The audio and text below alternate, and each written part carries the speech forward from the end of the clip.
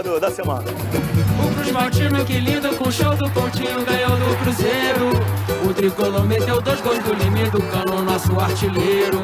Escuta Ancelotinho, o fogão não tá legal. Yuri Alberto cavou e perdeu no final. Não tá sensacional. Laia, cafezinho do Escobar. Laia, cafezinho do Escobar. É só chegar, cafezinho do Escobar. Hoje em Botafogo! Fala, irmão. Você sabe qual é a diferença do Flamengo pro salário mínimo? Do Flamengo pro salário mínimo. Vai. Salário mínimo você ganha e não compra nada. É. O Flamengo compra e não ganha nada. Ih! Tá tudo bem?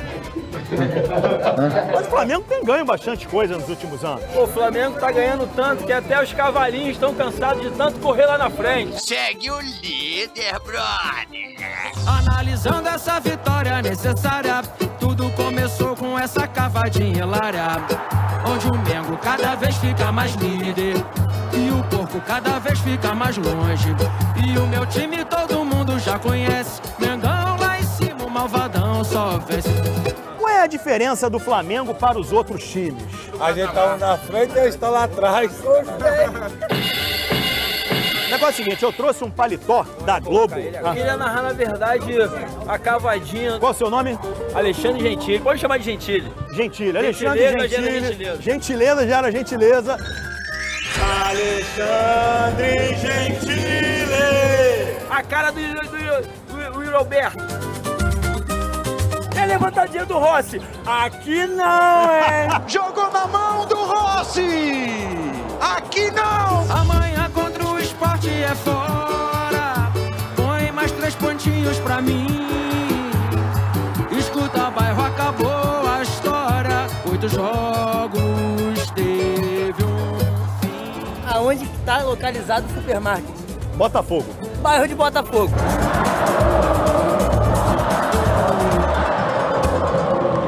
Vocês já viram alguma diferença entre Renato Gaúcho e Zubeldia? Zubeldia usa calças mais apertadas. Eu queria falar pro Zubeldia e cortar aquele cabelinho, deixar o cabelinho baixinho igual o meu. Assim. O que fazer Zubeldia tá parecendo um galã da novela das 8. Já fez sim, cadê solução? Torcida tá louca e ficando rouca, vaiando fogão. Ei, engraçado, vem todo mundo pro bairro de Botafogo prestigiar aí. Engraçado. Hoje tem gol do Tico. Ah, Botafogo é campeão brasileiro, é campeão da Libertadores. Mas o que tá acontecendo esse ano? Enquanto o Ancelotti não tirar aquela calça, nós vamos ganhar. O ambiente dentro é tranquilo. Ele usa a mesma calça todo jogo, por Ancelotti isso que o usa a mesma Botafogo não ganha. O Botafogo tem que mudar de técnico, ele não é Não, técnico. peraí, o Botafogo tem que mudar de calça ou mudar de técnico? Dos dois. Agora nós vamos falar com John Textor. Hello, John! Bom dia. André speaking! We need another Nós precisamos de outro... teacher. Coach. New Treinador. coach. Um novo treinador. Thank you so much. Textor, no Ancelotti. Tico. Show demais como joga o Coutinho, Ancelotti convoca o Coutinho. Ninguém faz o que faz no Coutinho, no Brasil craque só o Coutinho. O Ancelotti deve estar de óculos. Olha o Coutinho. O que o Fernando Diniz fez diferente no Vasco, pro Vasco dar essa embalada, esse time invencível? Ele fez o time jogar como o time realmente é, time grande. Onde o Vasco vai chegar? Vai chegar ali na Sula, Libertadores se demole. Posso falar da minha zaga? Pode, fica à vontade, fala da sua zaga. O Robert Renan, ele não lança a bola, ele coloca lá no carro de aplicativo. E nesse astral que a gente termina o cafezinho de hoje. falar uma coisa pra Ah, peraí, que tem uma coisa aqui, peraí. A filha do Banguense é a cavaquinista. Cafezinho com Escobar, cafezinho com Escobar. É só chegar, cafezinho com Escobar. Obrigado, Botafogo! E o Vasco, hein? O Vasco tá embalado, hein? Já são 7 jogos sem perder e amanhã tem um desafio tremendo contra o Palmeiras em São Paulo. Rafael De Angeli, meu camarada, o Vasco tem um problema no meio campo, mas também tem uma volta importante no meio campo. Exatamente, Escobar. Tudo bem? Um abraço para você, boa tarde para todo mundo que acompanha a gente aqui no GE. O Cauã Barros está suspenso para o jogo contra o Palmeiras, volante jovem do Vasco de 21 anos. Ele foi titular, Escobar, nesses 7 jogos de invencibilidade do Vasco na temporada, né, incluindo Copa do Brasil e Campeonato Brasileiro. Mas ele recebeu o 3º cartão amarelo no jogo contra o Cruzeiro no sábado, aqui em São Januário, na vitória do Vasco por 2-0, e por isso não está à disposição do Fernando Diniz. A tendência é que o Tietê assuma a vaga do Barros. O Tietê era titular do Vasco, sofreu uma lesão muscular. O último jogo dele foi contra o Botafogo, mas ele se recuperou, vem treinando normalmente desde antes do jogo contra o Cruzeiro. Treinou normalmente hoje, então a tendência é que ele assuma, Escobar, a titularidade ali no meio-campo, ao lado do Hugo Moura e do Coutinho. Tirando o Barros, o Vasco não tem desfalques para a partida contra o Palmeiras, Escobar. Valeu, Rafael De Angeli, o repórter da Rima Impossível. Não dá para rimar com De Angeli. Um abraço para você, querido. Muito obrigado, cara. Ô, Pedrosa, mas você me conta aí, tem alguém voltando? Tietê voltando? Será que volta o Tietê? Tem uma possibilidade dele voltar e o Thiago Mendes também para a lista. O Lucas Piton não deve voltar para essa partida, mas já tem uma semana que o Tietê tem treinado normalmente. Não acredito que seja titular, mas acredito que vá para o banco. A gente vai ter a divulgação dessa lista hoje para a viagem, né, terça-feira. E aí o Vasco também tem uma dúvida do Carlos Cuesta, que saiu sentindo na partida contra o Cruzeiro. Provavelmente vai ficar fora desse jogo também, uma pena, porque não é uma lesão grave, não é nada muito grave, mas é um jogador que vinha encaixando com o Robert Renan. Então eu acredito, amanhã a gente vai poder trazer com mais exatidão, que o Vasco vai com o Léo Jardim, Paulo Henrique, Robert Renan na direita, jogando na posição do Carlos Cuesta, Lucas Freitas na esquerda e o Pumita como lateral esquerdo. O Barros está suspenso, uma péssima notícia, então acredito que ele vai de Hugo Moura e Matheus Cocão, Coutinho, Nuno, Ryan e Verratti. Para mim, isso é um achismo, tá? Pelo que eu entendo da coerência do trabalho do Fernando Diniz, que ele possa colocar esses jogadores. Amanhã a gente vai ter mais tranquilidade para poder falar isso, ou até hoje mesmo, se a gente vai apurar. Mas eu acho que é isso. Eu acho que, diante do cenário, infelizmente, mais uma lesão aí que acaba desfalcando o Vasco. E o Barros, já acho que é uma grande baixa também. O Barros que já confirmado, tá? Porque é uma questão de suspensão, de cartão. Então ele não viaja mesmo, né, o Vene? E a gente falando como esse jogador se tornou uma peça importante nessa arrancada do Vasco aí. Sem sombra de dúvida, para mim foi o principal reforço do Vasco da Gama nessa segunda janela, digamos assim. Ele deu uma outra cara ao meio de campo do Vasco, inclusive quebrou aquilo que o Fernando Diniz estava fazendo a todo momento, improvisando volante, Hugo Moura na zaga, com o Cauã. Eu acho que ele parou com essa ideia, inclusive com a chegada dos outros 2 zagueiros. Mas, de fato, para mim, eu acho que o Cauã ele vai fazer muito mais falta que o próprio Cuesta. Porque o Lucas Freitas pode dar uma conta do recado ali na vaga do Cuesta, embora o Cuesta tenha chegado muito bem. Mas hoje, para a vaga do Cauã Barros, eu acho que ninguém consegue fazer o que ele vinha fazendo anteriormente. Tanto é que o Pedrosa pode me corrigir. Desde a chegada dele, o Vasco não perdeu. Nunca Desde perdeu. quando ele foi titular com a camisa do Vasco, nesse retorno dele. Então, isso é coincidência? Obviamente que não. É um jogador que, de fato, agregou de uma maneira absurda. E ele voltou um outro atleta lá do América Mineiro, com uma maturidade dentro de campo também de impressionar. Então, assim, de fato, esse jogador vai fazer muita falta. E eu confesso para você que eu quero ver o Coutinho jogar na grama sintética, que é um jogador que já reclamou. Tem muita gente, fica a dúvida Vene, se ele vai ficar 90 minutos em campo. Enfim, vamos acompanhar. Ele já jogou esse ano algumas vezes, né? Jogou contra o Botafogo, jogou na Copa do Brasil também, se eu não me engano, contra o Nova Iguaçu, e foi bem, inclusive, nesses jogos. Tem muita gente que defende que o Coutinho tem que ser poupado. Eu não defendo isso, não. Pra quarta-feira, justamente porque é um jogo mais difícil. Você é o quê, garoto? Não. Na minha vez, o Coutinho poupado. Tá. Tem muita gente Tá que defende vendo isso. que ele tá interessado? Ô, Coutinho, são 10 anos sem ganhar lá. Você pode fazer o gol dessa vitória. Olha que marca. Eu acho difícil ele ser poupado. Porque o Diniz não gosta de poupar. Ele só poupa quando é uma realmente Eu acho que pode jogar menos. Menos de mas aí ele já tem esse joga, controle, né? É engraçado, porque no último jogo contra o Cruzeiro ele jogou 85 minutos, em alto nível, jogando bem, sendo influente dentro da partida. Isso é muito positivo. Mas eu acho que tem que entender o contexto do jogo mesmo, se ele sentir alguma coisa. É porque o gramado sintético, por incrível que pareça, beneficia o jogo do Felipe Coutinho, que é um jogo rápido. Ele é veloz, ele é inteligente, ele consegue fazer o jogo andar de uma forma melhor. Mas eu acho que em gramado não ser sintético, titular, ele tem que jogar. Você já fez obra na sua casa, Vene? Já fez? Já. Aí você ficou morando na casa da sua mãe um pouquinho? Eu convivi com a na obra. época da poeira? Não, o pior é o seguinte, vai acabar daqui a um mês. Isso aí é outra seara. Nunca é um mês. Olha aqui. Negócio aí de coletiva no final. Não, eu vou falar do São Januário. quero que você me venha com novidades sobre a obra de São Januário. É que não tem... Se você fizer uma obrinha lá, meu amor, você vai jogar onde, meu benzinho? Estádio Newton Santos. Porque no Maracanã não tem como. Tem que entrar na justiça. Não, agora... aí, ó. Pior que não, Vene. Tô brincando, calma, eu tô brincando. Começou. Clubes, hoje, Vasco, Flamengo e Fluminense, há um entendimento. Há uma baita parceria. Há, inclusive, um contrato assinado. Um memorando de entendimento assinado, onde o Vasco pode jogar 7, 8 jogos lá. É verdade. E pode jogar no Newton Santos também. A questão de São Januário, ela está andando nas fases burocráticas. O que tem hoje de concreto? Já há uma intenção de compra de 85% mais 15% por empresas diferentes, 85% de uma empresa e 15% de outra, para comprar o potencial construtivo de São Januário, o que a gente vai falar aí de 500 milhões de reais para reformar São Januário. O Vasco estendeu esse prazo para que o comprador pudesse fazer, mas já há uma intenção assinada, digamos assim, um pré-contrato assinado, e agora o Vasco está aguardando, de fato, a concretização para que o clube receba dinheiro em caixa, pelo menos de um adiantamento, e comece as obras. O que o Vasco não vai fazer é começar as obras sem ter o dinheiro, de fato, para você...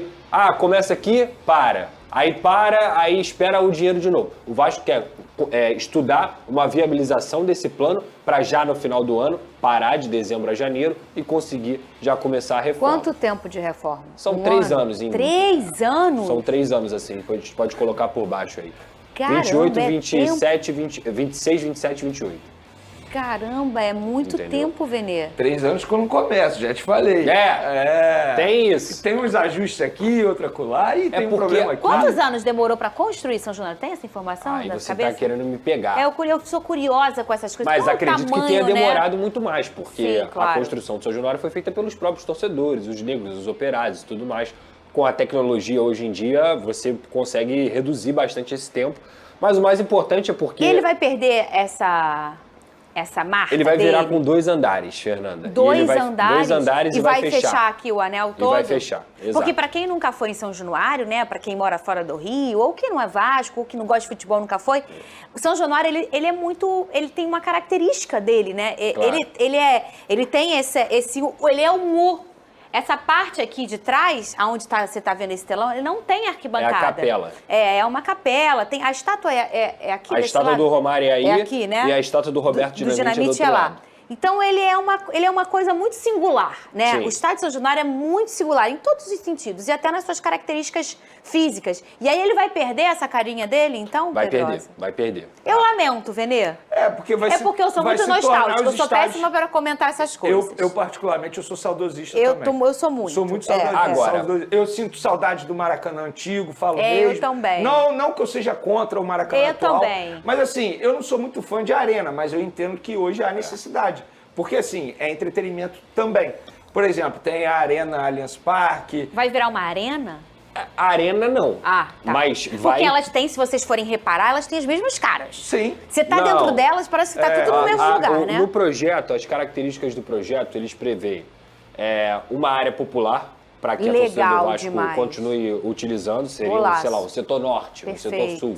Seria isso. E as arquibancadas, elas vão ter um sistema, pelo menos no projeto, em que as cadeiras levantam e se tornam lugares como se fossem arquibancadas de fato. Aí, quando for fazer um show dentro do estádio, desce a cadeira, entendeu? É um sistema lá de tecnologia em que você pode ter arquibancada e pode ter cadeira também. Arquibancada concretinho, descendo, aquela...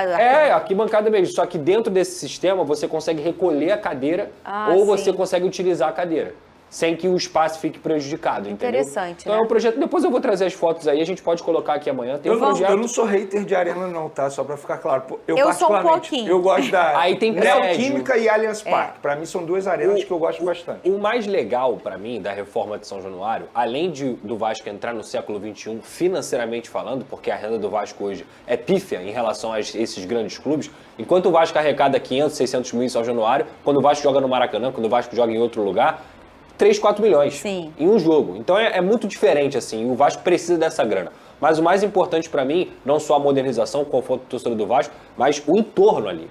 A barreira do Vasco, o Tuiuti, São Cristóvão, a revitalização daquela área é muito interessante. Ela é muito importante, inclusive dentro do projeto. Moradores dali das áreas vão poder trabalhar dentro da reforma. Maravilha. Então isso é importante também, porque muita gente vive daquela comunidade que é o Vasco da Gama.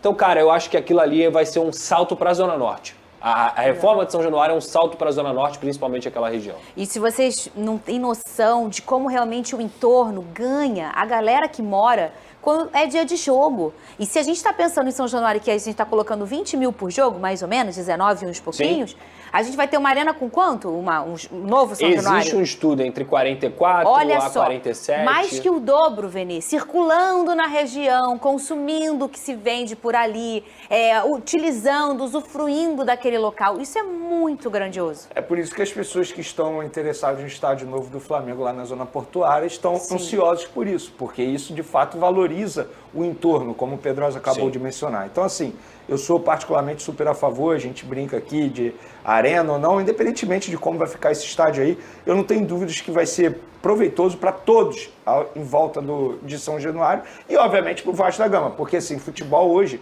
é negócio. A partir do momento que você consegue aumentar sua rentabilidade com o estádio, é a melhor coisa do mundo para o clube. Exatamente. Por exemplo, o São Paulo foi eliminado na Libertadores, mas vai ver a renda, foi quase 10 milhões no jogo contra a LDU.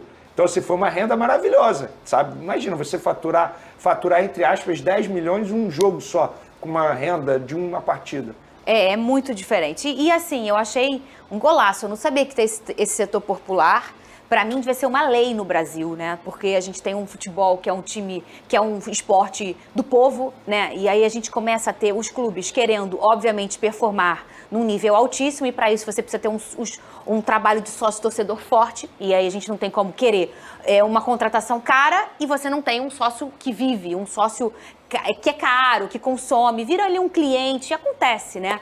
Então, você precisa dar uma mescla e pensar que tem uma lei em todos os estádios do Brasil, tem uma carga ali de, sei lá, 3 mil, 4 mil, 5 mil, um pedacinho daquele lugar ali, um pedacinho para o povo mesmo, com ingresso acessível, com valor para a galera aí no Maracanã, isso aí ia ser incrível. Eu tô nesse programa há 10 anos, e há 10 anos eu falo disso, isso é um sonho, isso ia ser assim, porque hoje, há quanto tempo o Flamengo virou aí um time que não briga para não cair? Desde 2019, e de lá para cá é só brigar por título, correto? E aí com isso você também tem fortalecendo a questão dos sócios, é normal e é legal, porque precisa do dinheiro. Mas também nesse tempo você perdeu um monte de torcedor do radinho, aquela galera às vezes que não consegue comprar um ingresso muito caro, que nunca foi no Maracanã, que não vai mais, ou uma criança que nunca foi no Maracanã. Pois é, eu acho que isso faz parte do futebol, a gente infelizmente está perdendo isso. Eu sou totalmente contra. Mas pode não perder. Não só futebol, por exemplo, o nosso produtor é um cara que acompanha muito o carnaval, estava conversando com ele. No Sambódromo é a mesma coisa, eu tenho essa crítica também. Cadê o povo que de fato é apaixonado por aquilo ali? Mas tem um pedaço lá de Sambódromo que é um valor... Pedacinho. Mas melhor que não ter, né? Eu estou dando um exemplo. Exatamente, melhor do que não ter. No Maracanã, por exemplo, a gente não tem atualmente. Não tem. Eu lamento demais. Não é só o Maracanã não, Vene. Vários estádios. Vários estádios. E assim, é muito difícil, por exemplo, por isso que eu super valorizo quem vai ao estádio atualmente. Embora muita gente tenha muito dinheiro que está ali, mas tem muita gente que deixou de fazer outras coisas, viajar, comprar comida para o filho, para poder comparecer ao jogo. E é por isso que eu cobro muito dos jogadores para que eles valorizem cada partida e cada torcedor que vai ao estádio. Agora, a gente brinca aqui, Fernandinha, mas é muito sério. Durante esse período de obra aí, o Vasco precisa se preocupar sim onde vai jogar. Porque o Flamengo teve uma temporada que não teve o Maracanã e ficava viajando todo momento, ainda com o Eduardo Bandeira de Melo, e eu tenho certeza que isso atrapalhou demais o desempenho dos atletas. Não, acho que não vai ter quilometragem aí nessa conversa. Obviamente vai ter um caminho natural, que é conversar ou com o Maracanã, que não deve ser, ou com o estádio Newton Santos. O Newton Santos já está muito bem encaminhado isso. Muito bem encaminhado com o Vasco da Gama, para que o Vasco possa mandar seus jogos lá. Tem outras opções que já foram faladas tem bastante tempo aí, como jogar fora de casa, como também o próprio estádio lá da Ilha Portuguesa, em que o Flamengo já utilizou lá como era lindo. Ilha do Urubu também. O Botafogo também, em 2016, fez um aninho lá. A prioridade do Vasco é usar o Newton Santos, sem dúvida alguma, até pelo próprio número de lugares que o Newton Santos tem. Pela capacidade, né? Capacidade, o Vasco quer manter uma renda de 40 mil pessoas lá, todo jogo. Fala comigo, eu mandei para a produção deve estar aí no ponto, para a gente mostrar o projeto. Cadê? Bota aqui na tela. Não sei se manda mandei fotos e o nosso Cláudio Vascaíno também mandou lá o E agora o ele vídeo. desmaia. Quando ele começa a frequentar São Januário vai fechar. Tá lá no claro. grupo do SBT Esporte Rio. E aí a gente pode explicar um pouco os setores e tudo mais. Então vamos deixar pra amanhã, já que não tá no ponto? Barreira Norte, que é o nome do lugar que vai ser o setor popular. Barreira Norte, Barreira Norte. é o nome? É. E você tem um número de... Cara, isso tudo tá dentro do projeto. Eu posso trazer tudo com detalhes amanhã. É muito Eu legal. já fiz uma matéria Isso é um sobre golaço. Mais uma vez, o Vasco criando... sendo pioneiro nessa questão popular, né? Sim. E um estádio que tem uma história muito bonita, feito por operários, Aí, pelos ó. seus torcedores, e você ter um setor popular, com valor popular, que chama Barreira Olha lá Norte, como é que vai né? ficar. Olha aí, bonito, hein, Vene? Essas Olha. cruzes aí, que são detalhes de pedras portuguesas, né? Dos azulejos portugueses, é um detalhe Muito que legal. eles criaram, né? Para poder dar essa essência, porque o Vasco foi um clube fundado por portugueses. Uma das partes aí tem a esplanada também. Aí o muro de ídolos, né? Que eles vão fazer. Tem o Dinamite, o Romário, o Mauro Galvão, o Pedrinho, o Barbosa, Eu o amo Juninho, o muro de ídolos, vocês Felipe sabem, vai né? ter também. A parte de fora, uma das esplanadas. E isso tudo aí, gente, é próximo das comunidades. Então você vai ter também outros dias em que você não vai ter jogo, a oportunidade dessas crianças, dessas pessoas, utilizarem o espaço Perfeito. como social, né? Vai ser grama sintética? Não tem nenhuma pretensão de ser grama sintética, pelo menos o que eu tenho de informação. E o Vasco tem uma referência E seria de uma gramado há loucura, anos no porque o Brasil, Vasco- né? Não, mas a grama sintética não é uma escolha dos clubes. Eles fazem porque é muito mais prático por conta de show. Esse é o problema das arenas. Mas Lá no ele tem Allianz vontade Parque- de ficar fazendo show? Não. Show deve acontecer. É natural porque você ganha muito dinheiro com isso. Mas eu duvido que o Vasco vá colocar grama sintética porque são... Aí, ó. Como é que vai ficar? Lembrando que essa fachada aí, ela é tombada, tá? Ela não pode ser reformada. Que é a Aí, fachada, obviamente, que tá hoje a lá, fachada gente. principal. É isso. E aí foi o que eu falei. Tem ali a área do setor social, os camarotes e tudo mais. Esses camarotes, inclusive, devem começar a ser vendidos antes mesmo da obra acabar. Para você poder ter já um dinheiro também de renda. Tem uma torre ali, aí os 2 andares que eu falei, né?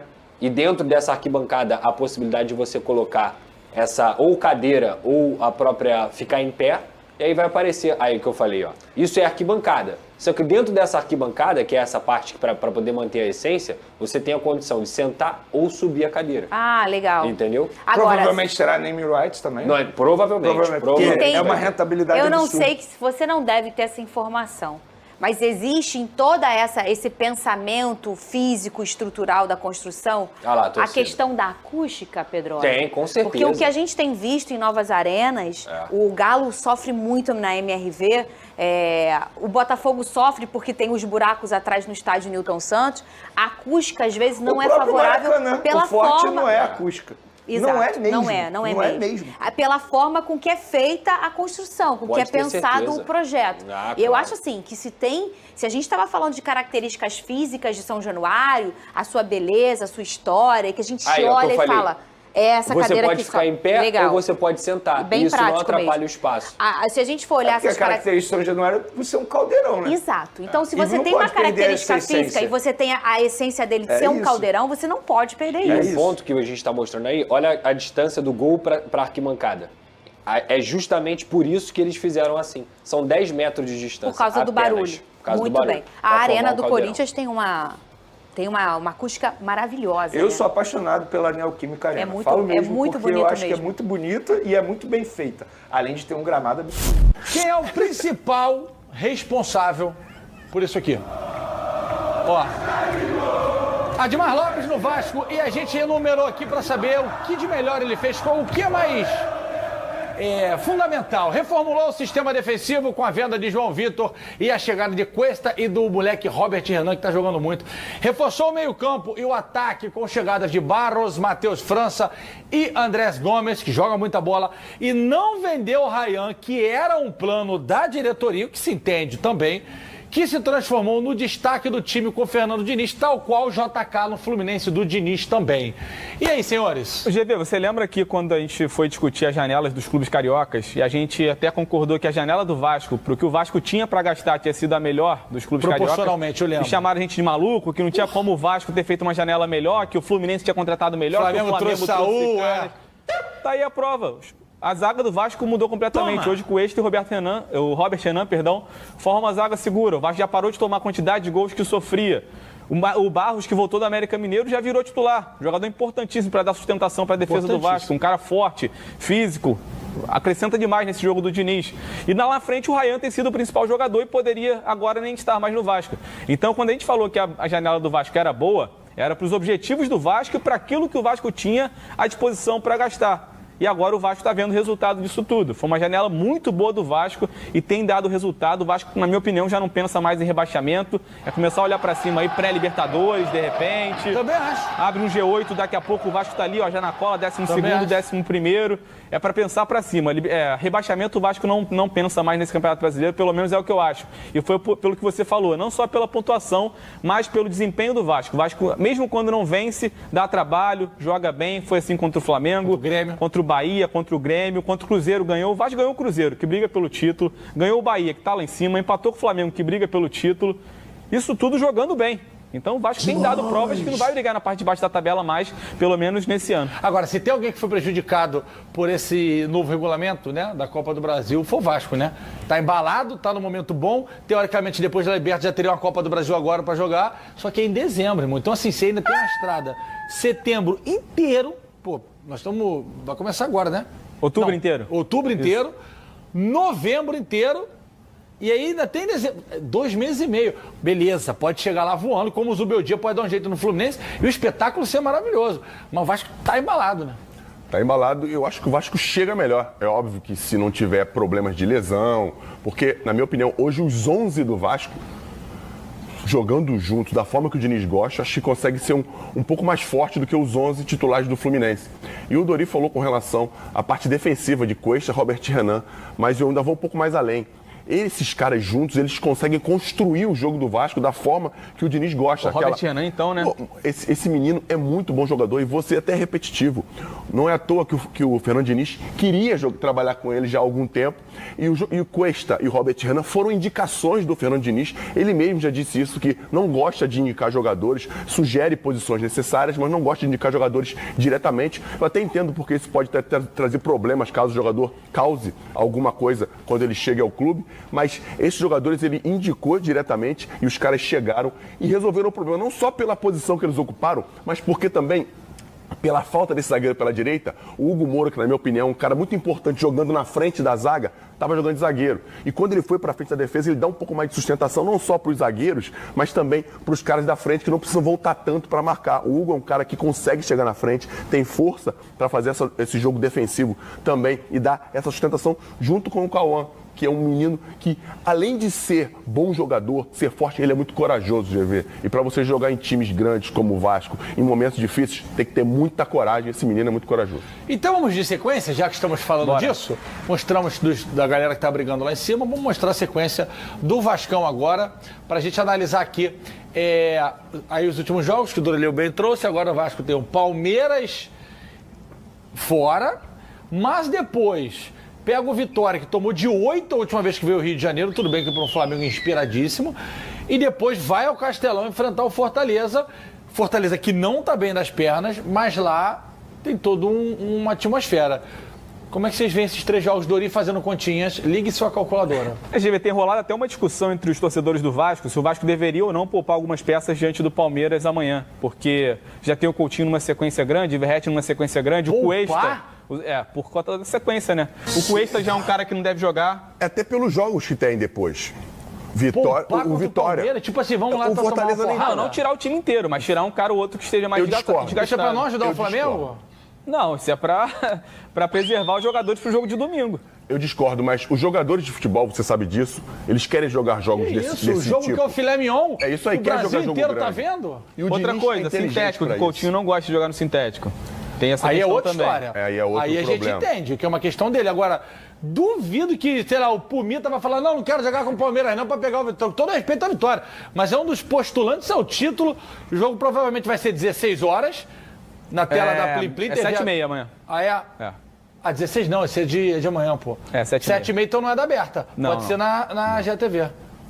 Tá na fechada. Enfim, mas é um jogo que todo mundo tá vendo, pô. E o Felipe, pelo que eu conheço, vai querer jogar esse tipo de jogo pelo tamanho que é o jogo e pela sequência que ele vem tendo. Sintético, Fernandão. Acho que ele não vai jogar por isso. Ele já jogou no Newton Santos, já. Fez até um golaço contra o Nova Iguaçu.